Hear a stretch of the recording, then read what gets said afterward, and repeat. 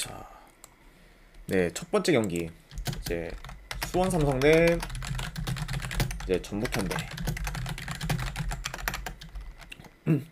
자, 일단은 전북 같은 경우에는 이제 김상식 감독이 이제 사임을 한 후 직전 이제 서울과 첫 경기를 치렀는데, 근데 경기력적으로는 이제 김상식 감독님이 이제 계셨을 때랑은 좀 다르게 서울한테 물론 밀리긴 했지만 이전과는 좀 달리 좋은 경기력을 어느 정도 보여주면서 1대1 무승부를 만들었습니다. 약간 그러다 보니까 직전 경기로 봤을 때는 전북이 그래도 좀 개선된 그런 상황이 조금이라도 있지 않을까 생각이 들고, 뭐 수험 상성 역시 뭐 이번 경기 이제 김병수 감독님이 부임 후 첫 경기이기 때문에 지금껏 이제 수원 삼성의 그런 단점이라고 볼 수 있었던 그런 답답했던 공격 전개가 어떤 식으로 좀 달라질 수 있을지가 좀 주목할 만한 포인트지 않을까 생각이 들어요. 일단은 뭐 양 팀 다 이제 최근에 감독이 다 바뀐 상태고, 자, 상대 전적만 봤을 때 최근 뭐 5경기 기준 4승 1무로 이제 전북이 좀 매우 우세한 그런 경향을 보였습니다. 그쵸. 그리고 일단은 지금 이제 양 팀 다 지금 기존에 그런 있던 감독들이 다 이제 물러난 상태이기 때문에 경기 뭐 스타일이 좀 어느 정도 바뀔 가능성도 있겠지만, 그래도 일단 이번 시즌 이런 양 팀의 그런 각각의 그런 경기만 좀 봤을 때는 전체적으로 두 팀 다 템포가 그렇게 빠르지가 않아요. 그리고 공격 전개도 굉장히 좀 답답한 모습을 보였기 때문에 지금 그래도 이제 이전 경기들의 그런 것만 좀 비교했을 때는 아무래도 저득점 양상의 좀 경기로 흘러갈 가능성도 있지 않을까 저는 조심스럽게 생각을 해봅니다.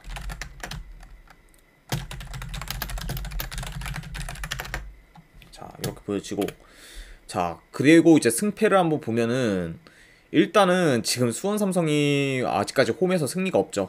네. 그러다 보니까 지금 홈에서의 그런 경기력이 많이 안 좋은 수원 삼성을 보기에는 좀 많이 리스크가 있다 보고, 게다가 뭐 지금 상대 전적 그리고 원정에서는 어느 정도 좀 좋은 결과를 내는 그런 전북이 수원 삼성 상대로는 그래도 좀 더 이길 가능성이 저는 있지 않을까 생각이 들어요. 게다가 뭐 상성상 전북 현대가 뭐 수원 삼성한테 우세한 것도 있고, 이런 거를 다 고려하면은 이 경기 같은 경우에는 저는 전북 쪽 승을 보고, 그리고 고배당으로는 요거 햄무도전 경기, 그리고 2.5 기준은 언더, 네, 이렇게 한번 보도록 하겠습니다. 자, 전북승의 햄무의 2.5 기준 언더, 이렇게 한번 보도록 하고, 자, 두 번째 이제 제주 대 이제 인천, 네, 제주 유나이티드 대 이제 인천 경기. 자, 일단은 뭐 최근 제주 같은 경우에 굉장히 지금 좋은 활약을 하고 있죠. 3연승을 기록 중이고, 그리고 지금 공수 방면에서 굉장히 지금 좋은 모습을 보여주고 있습니다. 그쵸. 게다가 지금 최근 3경기 동안 1실점을 밖에 안 할 정도로 굉장히 수비에서도 단단한 모습을 보여주고 있는 제주고, 인천 같은 경우에는 지금 뭐 최근 퇴장당한 그런 포항을 이긴 걸 제외하면은 좋은 결과를 뭐 내지는 못하고 있는데, 그 이유 중 하나는 지금 인천 같은 경우에는 공격의 기복이 좀 어느 정도 심해요. 그러다 보니까 이제 아무래도 그날 당일날의 그런 선수들의 그런 컨디션에 따라서 좀 경기력 기복이 있는 상태고, 게다가 이제 골 결정력도 그렇게 좋지가 않기 때문에 현재 좀 공격에서 그런 기복이 심한 모습을 보여주고 있습니다. 그렇게 볼 수가 있고, 일단 제 경기 양상을 봤을 때 이제 점유율 자체는 이제 제주가 더 가져갈 것으로 보여요. 네, 왜냐면 인천이 그렇게까지 점유율을 높게 가져가는 경기를 많이 보여주지 못했기 때문에. 게다가 뭐 인천 같은 경우에는 이번 경기에서 좀 수비적으로 하다가 아무래도 역습 기회를 노리는 방식으로 진행되지 않을까 저는 조심스럽게 생각을 해봅니다. 그렇죠. 그러다 보니까 아무래도 공격 쪽에 좀 더 적극적으로 나설 거는 제주 쪽으로 보이고, 그러다 보니까 전반적으로는 제주가 더 주도권을 가질 것으로 보이는 경기지 않을까 생각을 하네요. 자, 그래서 일단 물론 뭐 이제 상대 전적 같은 경우에 최근 3경기 기준 전부 인천이 좀 이기긴 했지만, 현재 지금 냉정히 경기력만 봤을 때는 인천보다는 제주가 더 좋다고 보기 때문에, 이런 여러가지 요소를 봤을 때는 아무래도 제주 쪽 사이드를 보는 게 좀 더 합리적이지 않을까 저는 생각이 듭니다. 그래서 분석 결과로 봤을 때는 이 경기 같은 경우에는 저는 제주 쪽 승, 그리고 2.5 기준은 언더, 네, 이렇게 한번 보도록 할게요. 제주 승에 2.5 기준 언더, 이렇게 한번 보도록 하겠습니다. 자, 그 다음에 이제 대전 대 수원FC. 자, 일단은 지금 뭐 최근 대전 같은 경우에는 2경기 연속 무득점을 하면서 약간 공격력이 좀 주춤해진 상황이고, 수원FC 같은 경우에는 뭐 직전 강원을 이기면서 좋은 분위기를 가져왔긴 했지만 원정에서의 그런 수원FC의 성적은 네, 좋지 않은 상황입니다. 그쵸. 그러다 보니까 일단 뭐 수원FC의 그런 원정을 봤을 때 원정 기준 지금 4경기 2무 2패고, 그리고 2득점으로 좀 원정에서의 공격력도 그렇게 좋지는 않은 상황이다. 이렇게 보여집니다. 자, 그래도 지금 뭐냐, 수원FC가 원정에서 좀 공격력은 그렇게 좋지가 않아도 공격적인 그런 플레이를 많이 하기 때문에 이번 경기 자체는 굉장히 네, 아무래도 수비적이기보다는 공격적인 그런 양상으로 진행될 가능성이 좀 더 커 보여요.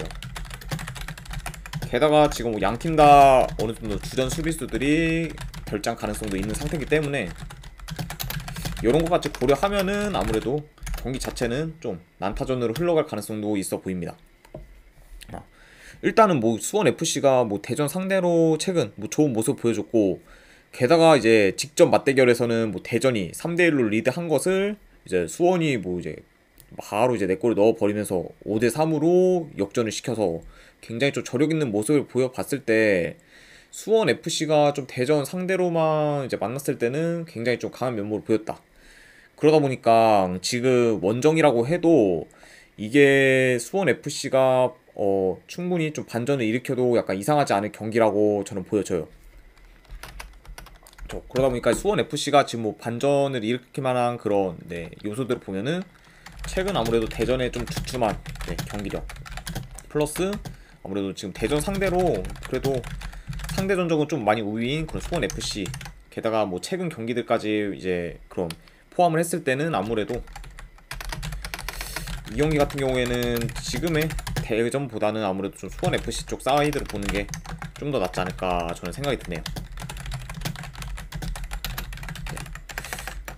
그래서 저는 이거 같은 경우에는 분석 결과 봤을 때 저는 그냥 수원FC 쪽, 네, 프랜스 쪽을 보고 2.5 기준은 요건 오버볼게요. 네, 충분히 이제 수원FC도 수비가 안 좋고, 게다가 양팀이 좀 만났을 때 그런 직전 경기나 이런 거 생각했으면은 충분히 뭐 다득점으로 나올 만한 그런 상황이기 때문에 2.5 기준은 오버까지 한번 보는 경기로 가져가 보도록 하겠습니다.